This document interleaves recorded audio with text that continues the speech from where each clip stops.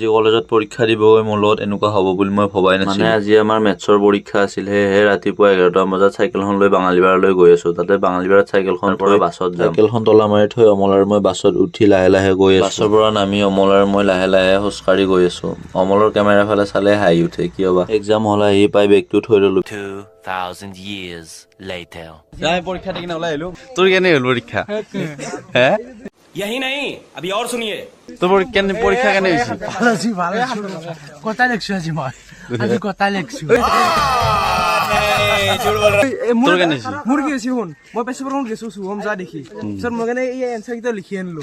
চা এইয়া তাৰপিছত কি? 2 নম্বৰ এনচাৰ দুটা আছে, 4 নম্বৰ পালো। তোৰ ভিডিঅ'টো দেখা পাই যাই কিনে চাও বহি নিলা মাষ্টৰে। কিয়া বলো আব चीटिंग करता है तू। ঘৰ যাই নে লগ পাইছে? ঘৰ আহি পাই চিধাই মই গ'লো বল খেলিবলৈ। বল খেলিব আহি ফাৰ্ষ্টতে পালো বলিং। বল কেইটামান কৰি সন্ধিয়াই হ'ল। সন্ধিয়া চকত আহি ব্ৰেড চপ এটা খাই দিলোঁ। আজিৰ ভিডিঅ' এইখিনি আছিল, ভাল লাগিলে লাইক কৰিব আৰু লগতে ফ'ল' কৰি দিব। ধন্যবাদ, জয় জুবিন দা।